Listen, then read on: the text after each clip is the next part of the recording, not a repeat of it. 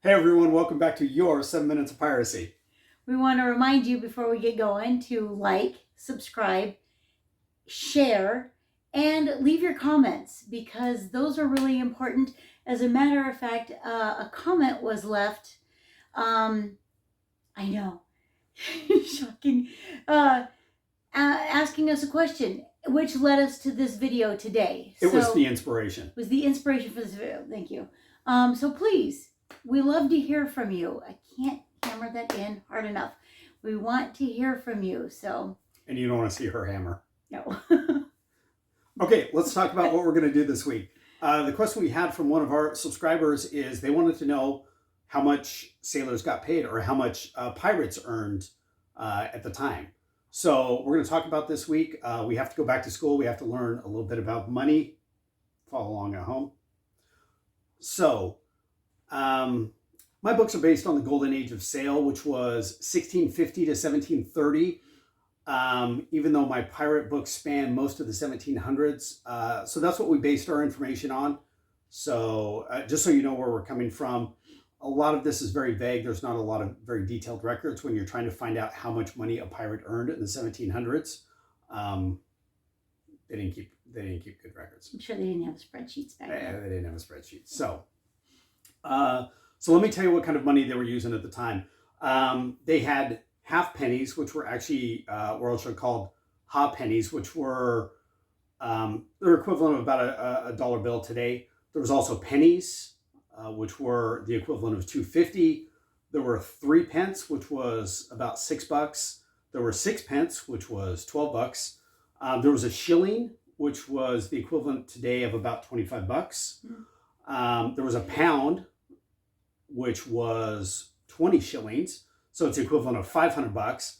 And also something we talked about in my book quite a bit, is guineas, which were 21, just a little more than a pound. So any questions so far? Nope. Okay, just a couple more things before we get going. One of the other coins they used was called a farthing. If you watch historical movies, you've heard them talk about a farthing. It was originally called a fourthling, which was 1/4 of a penny. So 4 farthings equals a penny. There's also the term a pence, and a pence was basically a penny, and 12 pennies went into 1 shilling. 20 shillings equaled 1 pound, or 21 shillings equaled 1 guinea. This system is something that most of England and Europe had in place for an extended period of time, actually from 1066 all the way up to 1970. They were still basing this money in the same principle. So up until very recently. So you can still, these coins are still available and they're still out there. But just so you kind of have an idea of what we're working with. Anytime I'm talking about money in the book, I'm trying to be as historically accurate as possible. A lot of research goes into it, and then a lot more research by my editor because he's trying to make me look good and not make me embarrass myself by messing up too bad. So let's talk about what. All right. So how they calculated that, how much a pirate made it was depending upon the length of the voyage, the destination, the risk involved. So if it was more dangerous, you got more money. Or if you're at war or peace, obviously war time, you made a little bit more money just because it was a little more dangerous. And then also pirates had the opportunity to bring their own goods on board or their own money, and they could go into the various ports and they could trade or sell or buy, and whatever. And that was called venture.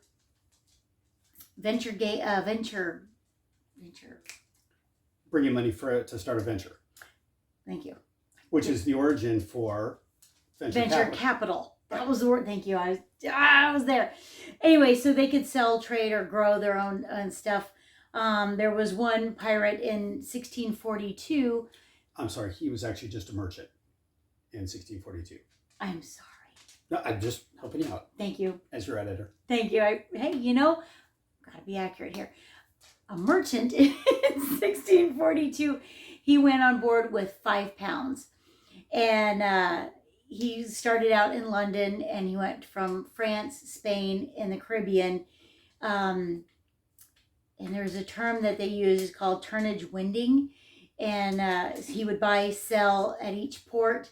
He also was one of the lucky ones, and he had his own cabin, and he would rent his cabin to the sailors if they wanted just a night on their own in like a royal bed.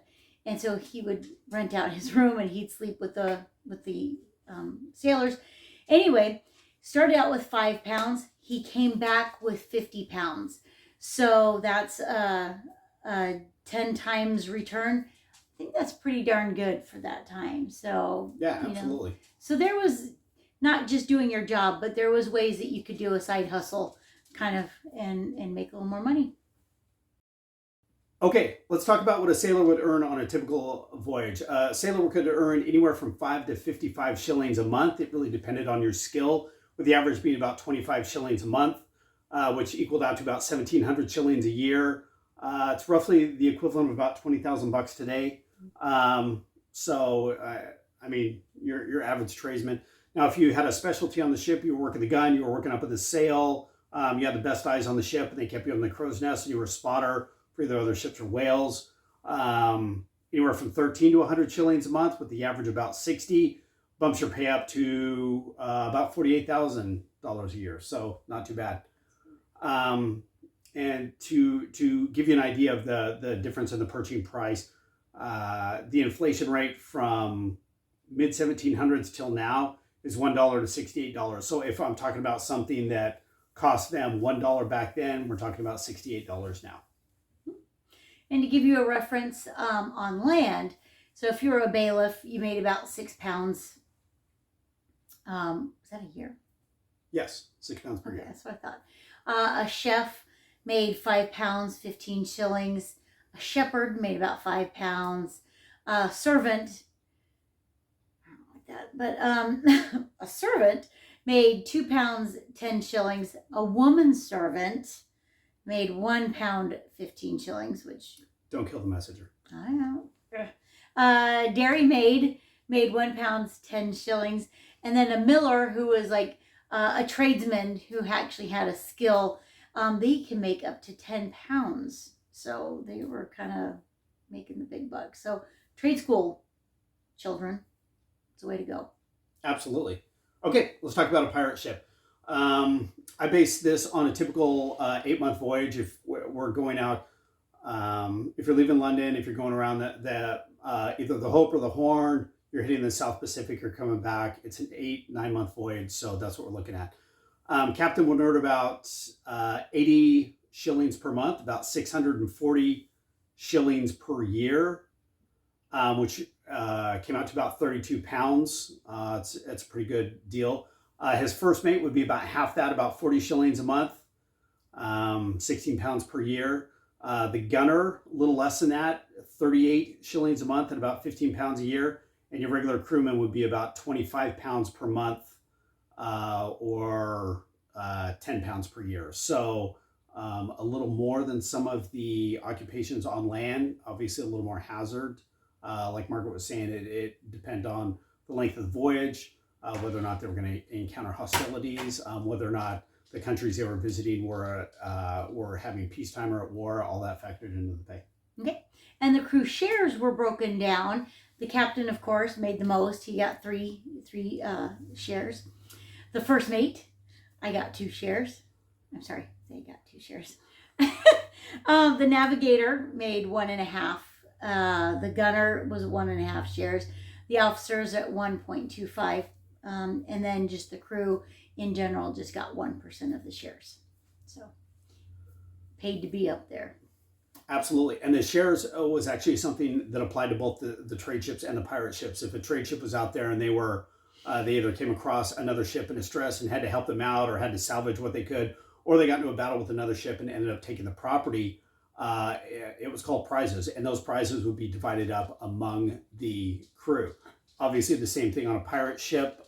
Anytime you sack another crew, whether they get $100 or $1,000 or $10,000 or gold or whatever it may be, it was divided up in shares among the crew. So anytime they could make money as a group, it was always something they were looking for.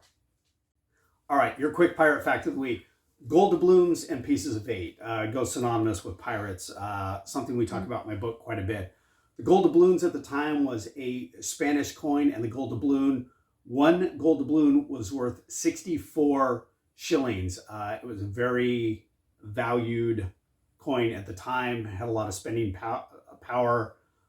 So obviously pirates like to collect their gold doubloons. Now the pieces of 8 was a Spanish 8 escudo coin that actually had score marks on it and could be broken down into pieces. And so you could take your pieces of 8, your piece of 8, and break it in half and have a denomination of 4, or break it down. And once they were broken down into all the singles, those were taken by people, melted back down, taken back to the coinage, the mint, and they stamped them back into new coins. So it was